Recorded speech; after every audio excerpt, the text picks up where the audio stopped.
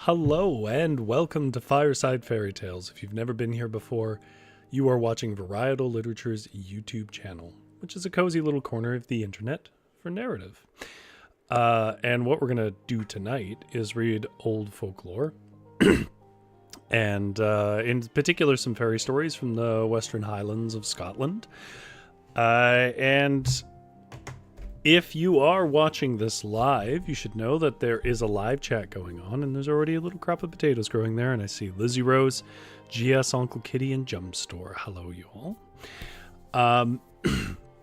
But if you're not watching this live, one of the great benefits you have is down below in the description. There will be timestamps for each of the stories of which we are reading to, and then you can just jump ahead to them and skip whatever part doesn't interest you.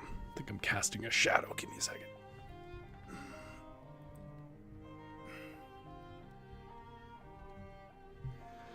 There we go.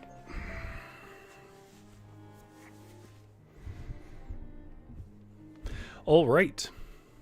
So, to that end, just some things here. Let me talk a little bit about what we're reading tonight and why. And then we'll get on to the stories. So I'm going to do something here that I don't often do, but I don't know, I felt I was interested in it, which is I'm going to read from the same book I read from last week. Normally I try to mix it up more, but this book has 3 sections that all sort of cover different ranges of types of stories. So last week we read, it's called Clan Traditions and Popular Tales of the Western Highlands and Islands, but it was more famously known as Popular Tales of the Western Highlands. And it is a 19th century collection of legends and folklore and so on from the Western Highlands of Scotland. And within that, we have read 2 legends, which was Tira of Ulster and her lovers, and then Garlatha, which was a much simpler legend. And a legend, of course, as we talked about last week, was something that probably happened, at least in some version, and you know, the version that we have handed down probably contains elements of truth to it. What we're going to read tonight are stories about fairies, which is the next section of that book, of which they give us 2. The first one is called The Tradition of a Housewife and Her Fairy Visitor. And the second is called The Wise Woman of Duntulm and the Fairies. Duntulm is a castle, which does exist, and you can look at pictures of it. It is a rather dramatic point in the Western Highlands. But why are we reading these tonight? Well, other than the fact that they're interested in me, I'm just carrying on with my look at the popular tales of the Western Highlands. And these stories sort of capture 2 very different takes of fairies. I won't spoil it, other than to say they offer divergent framing of what a fairy really is that I find interesting. That said, the first tale, when I first read it, I will say, seemed a bit aimless. Only on reflection did I find more in it. So in an effort to help you, the viewer, find the interest of the tale, let me remind you briefly of the sort of person who was hearing and passing this tale on. You are in the rural Highlands. Okay, rural Highlands life in this era was, compared to the one we know, a lonely one. You barely saw anyone, including your neighbors, who were probably around an hour's hike away, and you were busy keeping the house. You had no internet, no library, and more importantly for this story, no phone.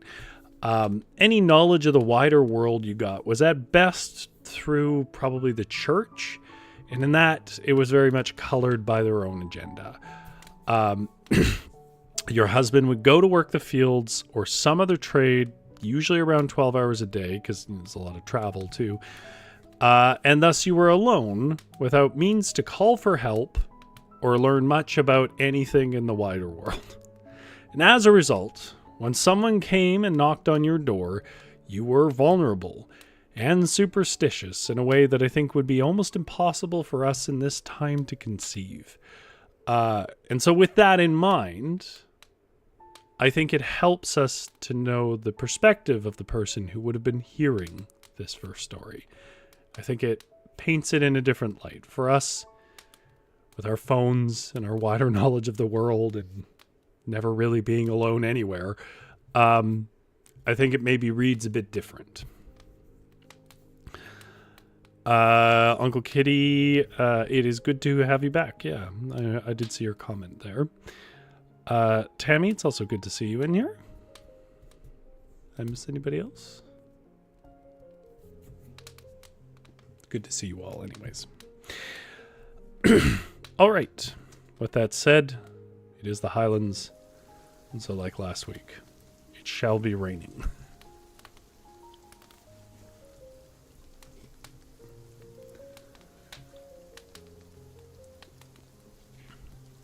Zevia. An official ancient artifact now in Jump Store's lunchroom.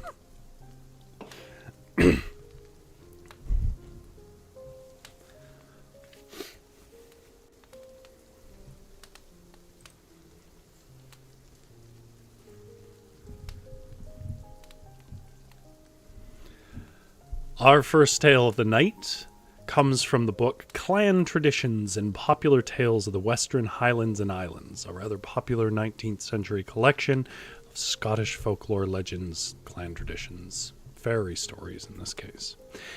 The story is called The Tradition of a Housewife and Her Fairy Visitor, and the first paragraph here just discusses where they collected it from, so I'm going to skip it.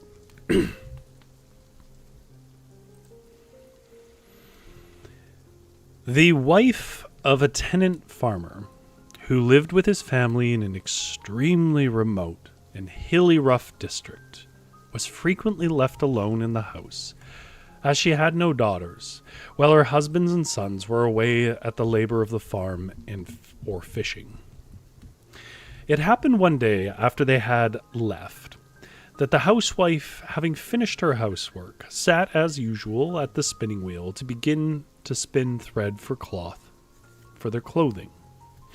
She had not long begun her labor when, happening to look towards the door, she saw a little woman of reddish appearance coming in at the door with a dog before and one after.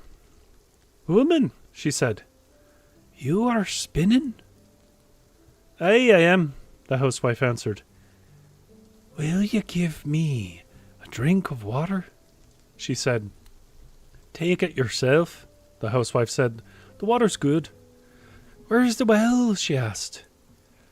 "It is down," said the one who was in the opening of the hollow of the glen.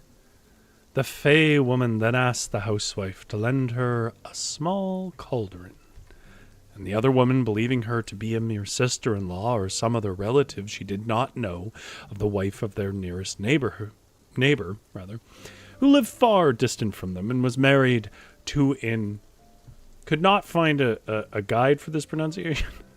Some sketchy things. An Ard na Mercan woman, I'm sure that's incorrect, said to her, "There is a table there with several utensils on its shelf. Take with you any of them that will answer." And when she brought it, she asked for the suspender and the lid. Not suspenders like clothing, suspender for a pot. The moment she got them, she fitted them and told the dog that they were with her and to take that with them. The dogs immediately caught the three-legged pot and took it with them. And when her husband came home, the housewife said, "I think there's a stranger with her neighbours." And he told him about her visitor. "Perhaps," the husband said. "She is the sister-in-law. It's time someone came to see the wife, for none of her friends have been since she came here. I never saw the sort of dog she had ever here," his wife said, and described to him the dogs and how they were different altogether from sheepdogs. "Our neighbours have only one dog. It is a sheepdog," he said. This day passed, and another, and the third. But the cauldron was not returned. The housewife then sent one of her sons to ask the neighbours to return the loan. And these said that they did not get a loan of anything, as they did not require it, having more cauldrons and kettles than was required by themselves, and that no strangers had come or were with them. The housewife was at her wit's end, didn't know in the world or time to come what to think about the matter. On the 5th day, however, the selfsame one returned with the cauldron. "I am sure," she said, "that you were missing the cauldron." "I was," the housewife replied, "not from any need I had of it at the time, but because I did not know who the one was that took it away." "I'm sure you did not know who took it," said the one that came in, "but I knew you too well. Many a day you sang songs above my house." "Will you sit?" said the one who was spinning. "I will sit and tell my story, if you're sure that no one will come in while I'm here." As was customary in those days, the bier adjoined the dwelling house. Whatever the kind of wall separated them, one of the cows that had given birth, and was in the bier, made a disturbance, probably kicked the wall or something. The next look the woman took, she was alone. On her husband's return, she said, "You may not leave me here alone. One of the children must be left with me, or I'll be where you're." And she told him about the second time her strange visitor came, and how suddenly she had disappeared. The goodman then went for advice to the minister, who he knew was able to give him good counsel. On telling about the undesirable visitor his wife had, the advice he got was that he was to pull down his house as quickly as possible, and to put it at the other end of the land. "And when you will pull down your house, every particle of the thatch that covers it is to be burnt within the rafters, on which 9 cogfuls of sea water or churned is to be poured." The goodman returned home with this advice, and when his wife heard it, she said that she must get woman to help her to finish the cloth she was working at. And it was agreed to give her the help she required, on account of the dampness of the houses. The method of keeping the thread and wool dry was by hanging them up on the rafters. Well, next morning, the good wife missed a pile of wool from its place, but believing that it was her son, who often played pranks on her, who had removed it, she said nothing regarding its disappearance. The next day, however, she was astonished at seeing her late strange visitor with another and a taller one coming in. "I am sure," said the little red-hued one, "you are missing this bag of wool.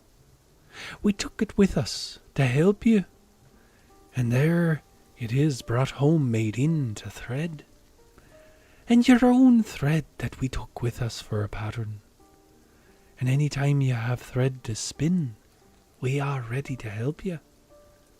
Well, the good wife was overcome with fear and could not utter a word to them. They went away, and she never saw themselves or their shadow ever afterwards. The house was taken down, and another was built where they chose it to be. But after some time, an old man saw 5 of the fairy company leaving the well at the foot of the glen, each carrying a vessel full of water, and the place where he saw them going in and lost sight of them was afterwards quarried, and the stone taken from it was employed to build a church that stands at the present day. An opening that was met with in the quarry where human bones were found was supposed to be the place where the fairy band entered their dwelling.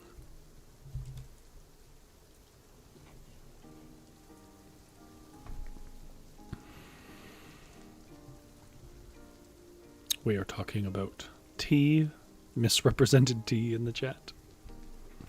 So I think the thing that threw me about this story is I'm used to these, these things coming to something, right? Like, usually they upset the fae or whatever else. But what stood out for me in this tale is they're just kind of helpful.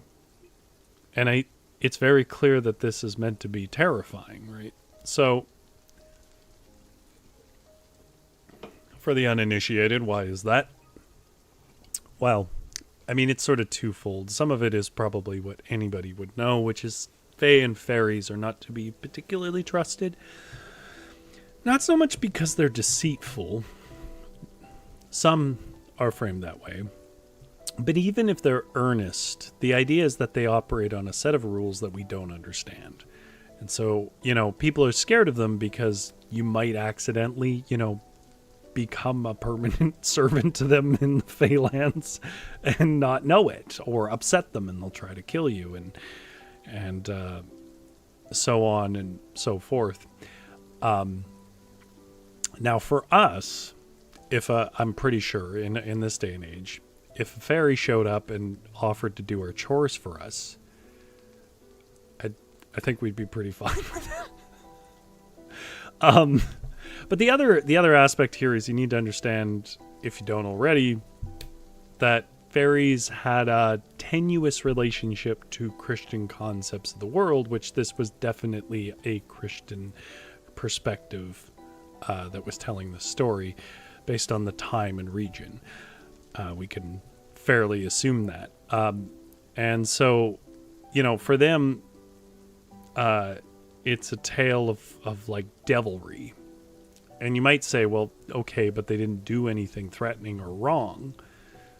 And I think that kind of is a hard thing for us in modern times to really grasp, that it's not just about consequences and behaviors. It's the fact that their souls, their actual natures are wrong in some way and wicked. It's not enough, really, to say, well, they were being nice.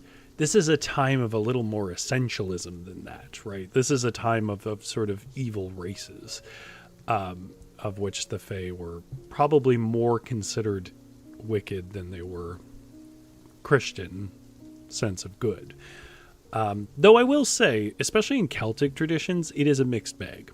But in this story, understand, this woman is alone on a cliff somewhere, and strange magical beings with unknown purpose keep showing up at her house, and it's freaking her out. So I think it's a story that is interesting and ultimately is meant to be sort of a chilling, scary ghost story. Not a ghost literally, but in that nature. But it is interesting to me how much I don't think it reads that way anymore. We've sort of detached from all the things that would have made this scary, and for the most part, it just sounds like Snow White if she was scared of birds that helped her around the house. And to that end, it was interesting to me. The next tale, our second tale, is much more of a tale, I'll say as much. Jumpstore says the Fae just have their own morality. They live different lives on different terms, different relationships with the world around them than humans, so you really can't judge them by human standards. I mean, I think that's a fair way to put it. The thing that I'll add to that, though, is like some fae spirits, it's more than that. They are framed as being malicious in nature. They're not just a different kind of person. Like, in general, there's a few sort of variant versions of what we might call a leprechaun in Celtic traditions. And in general, they don't, even among fae, they don't mean well. They're mean. And they're trying to steal women and booze. So, yeah, I mean, it varies. For the most part, though, the fae mostly just have their own ways. Uncle Kitty says, I like how the fixes move your house and burn stuff. I know, right? Like, I find that very odd. Anyhow, it's enough rambling from me. The next story takes a very different perspective on the nature of fairies.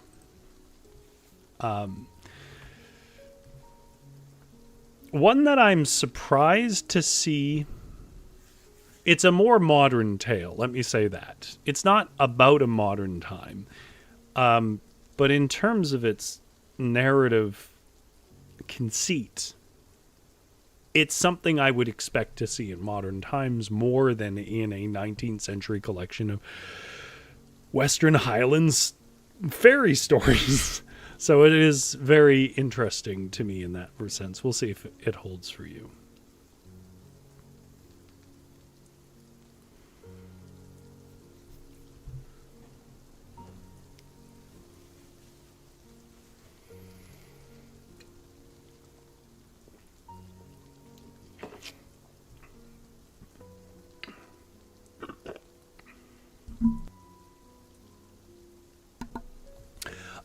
One thing I'll say before I start reading this, the Duntulm Castle in the Western Highlands, I did mention this at the beginning, but I'm mentioning it now. You should Google it, because it's going to describe it, and it's pretty accurate. It's a pretty beautiful area.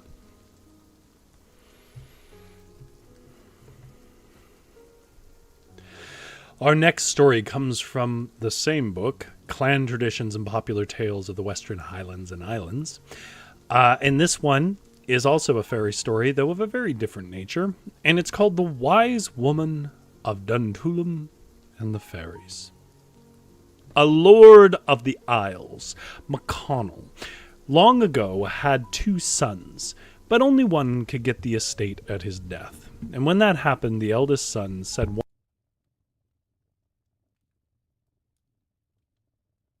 Still here? Oh, I am. Okay. Oh, weird. My audio has messed up. Give me a second.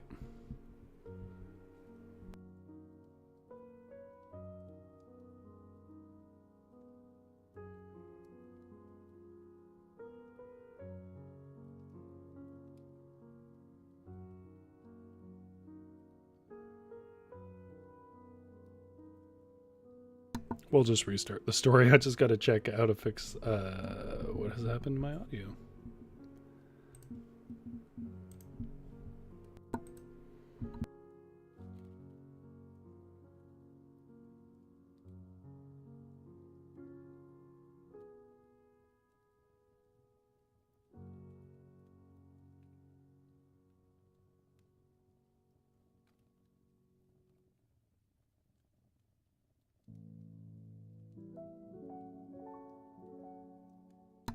Oh, no, I don't think it was a cut of the mic. It's a cut of... Oof.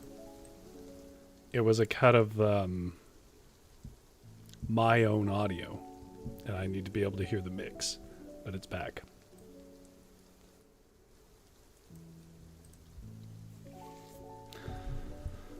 Jumpstore says maybe the Fae didn't like the story. Yeah, no, they're trying to keep their secrets, aren't they? Okay. Let's do this again, and then people who jump ahead won't know the mistakes I make. Our next tale also comes from the same book, called Clan Traditions and Popular Tales of the Western Highlands and Islands. And it is called The Wise Woman of Duntulm and the Fairies. A Lord Isle of the Isles, McConnell, long ago had 2 sons, but only one could get the estate at his death. And when that happened, the eldest son said one day to the youngest, "You're now left without anything, but that you may not be altogether portionless, go to Duntulm, and you will get there a piece of land that you will have to yourself."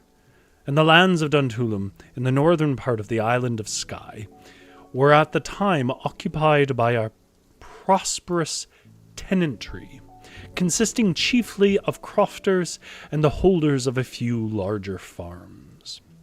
The youngest brother was told that the rent he would get from these tenants would maintain him, and he was to build a house and marry a wife.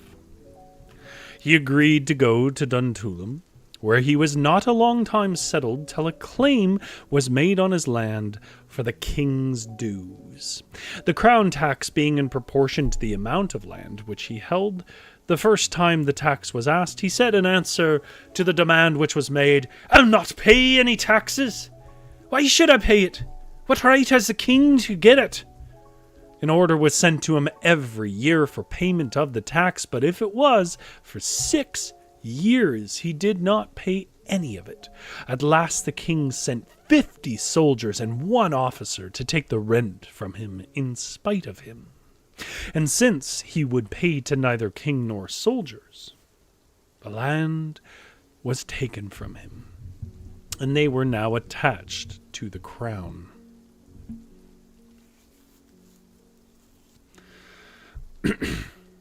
The king was receiving the revenue, and Skye Carl, called John Donaldson McWilliam, was appointed a factor to collect the rents from the crofters.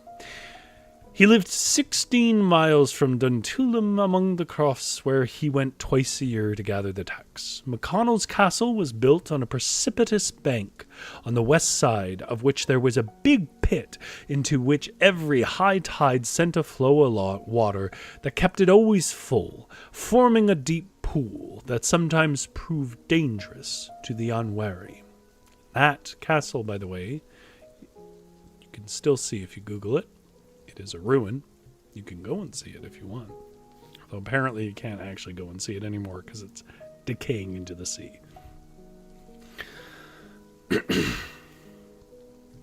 One day it happened that whatever a crofter, one McCreary, was doing at the castle, he fell headlong into the pool, and however it was, whether he was killed by the fall or drowned, he was found dead next day anyhow. He left 2 sons who were not of age to help their widowed mother, for whom much sympathy was felt by her neighbours on account of her being left so helpless.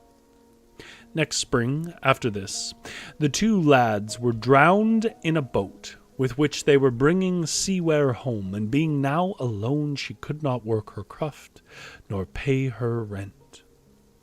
When everything was spent, and she had only 1 cow left of her fold of cattle, the factor came for the tax. On reaching the township, he took him with a Carl, friendly to himself, to the widow's house. Slightly different context there.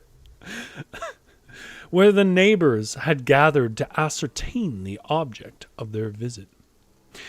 When the factor was told that the poor woman had no means to pay her rent, he asked her if she had no cattle. I don't know if I need to say this, but in case people don't understand,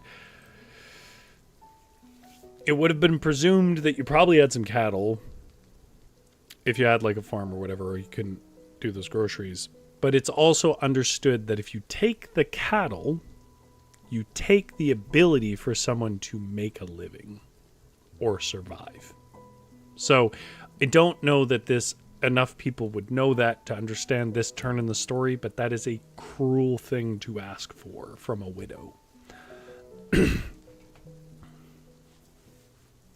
She said that she had only 1 cow and that it was grazing at some distance from the house. He asked it to be brought where he was, and when he saw it, he said, "'Tis a pity there are not more of the kind." Being the only one, it had got all the attention and was in good condition. She said she had no other. He said, "We will keep this one for the dues." It was taken away from the widow and put in a field that was surrounded by a stone wall near the castle, along with a small red pony which the factor had with him.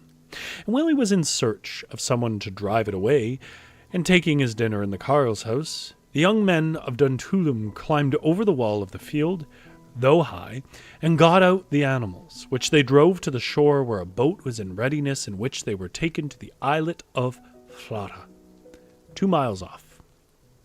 The men put them ashore there, and had their boat drawn up in Duntulm Bay before the factor and his companion returned to look for their property, and found the park empty.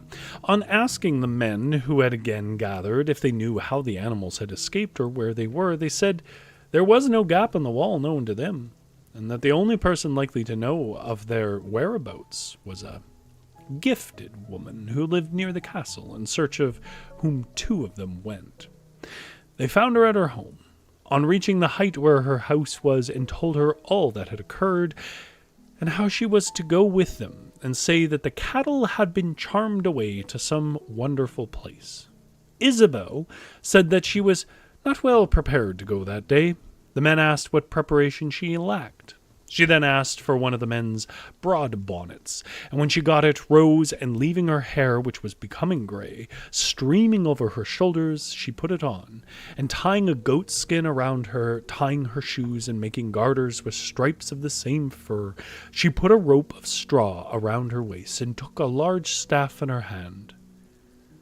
"She is prepared at last. Come now," the men said, and when she came in sight, the factor looked at her in amazement, for he had never seen a creature of her appearance before. And before she came near, he called, "Wife, do you know where the horse and cow I put in the park are now?" And she paid no attention to him, but kept on coming nearer, till she stood at his shoulder. "To whom did the animals belong?" she asked him then. "Well, the cow belonged to the king," he said, "and the horse to myself." "How could a cow belonging to the king be in this township?" she asked. "Well, this woman gave it to me for the tax," he said, pointing to the widow. "She did not give it to you. She said you took it with you. And it is now that I understand the meaning of what happened when I was in my own house today, and heard an uproar in the air above that was greater than anyone could ever have heard. And on looking for the cause of it, there was in a fire. And though all the fires you ever saw were gathered together, and they would not make one like it, and in the last of the fire, I looked to see what there was, and what was there but a horse and a cow. And while there was as good as 5,000 little men, the hill men, who were not larger than bottles, going on each side of the fire. And if you had as much knowledge of the dwellers of these hills as I have, you would not touch the widow's portion. But if you are actually anxious to get back the animals, there before you is the hill where they are, and where you can go and seek them, and if you can, find them."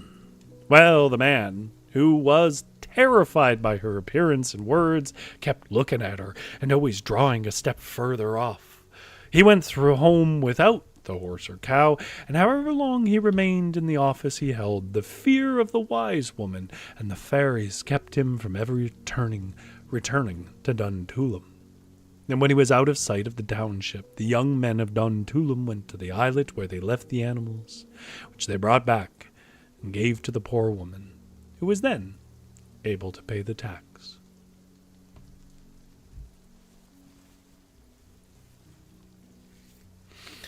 So what I find interesting about this story is it concedes that the fairies are not real. And that's really unusual for fairy stories in these kind of books. Sometimes it's pretty clear, like we joke about it, that this is just a way to get away with something. But it is interesting that the legend here, or the tale here, is not about fairies. It's about utilizing fairies to trick a bad man into leaving a widow alone. Which, if you look at these stories as reflections of ethics of the time, which I think is largely not a great path to understanding them, but I do think that's obviously at play here. I find this one to be really unique and interesting. It also, I think it's probably why the collector of Popular Tales of the Western Highlands put these stories in the order he did. Because that first tradition of the Housewife and the Fairies establishes that there is a kind of fear of little men in the hills. And then the second story shows how that fear was, utilized. One thing that I find odd about these tales, but actually is pretty common with a lot of these Scottish legends and tales, is it opens with a big description of background that does not matter. And you know what it reminds me of? And maybe this is not accidental, but it reminds me of the way that Tolkien frames hobbits when they're talking about their own tales.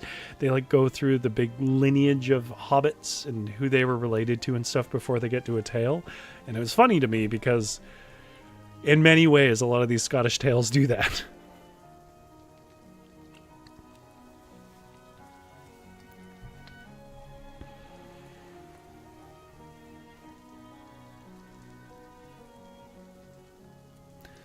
We are talking about some horror movies, which is interesting. GS apparently watched a good one recently that was themed around Jewish traditions, which sounds quite fascinating. I found myself recently kind of unable to watch horror films. I guess the world feels horrifying enough at the moment, but I do hope to get back to it soon. Sinners looks really cool. I'm interested in that. At some point, I need to finish the... I forget what they call it, but it's from the people who did the Haunting of Hill House, but it's Turning of the Screw is what it is. I have not finished that. It was during that one where I was like, I just don't have the stomach for this right now. And then the other one that I'm being pestered to watch is the from the same creators, Black Mass, I think it's called.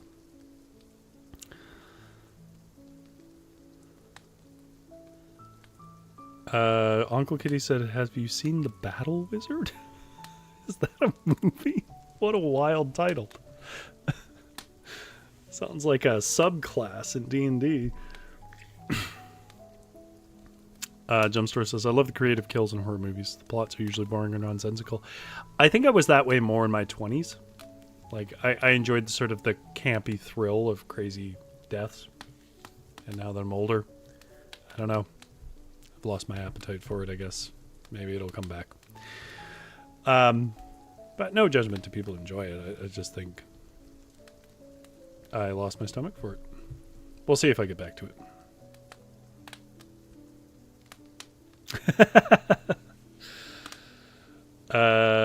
Uncle Key says, I can get you a list of horror-adjacent folklore-inspired movies, Rory. I'm sure you could.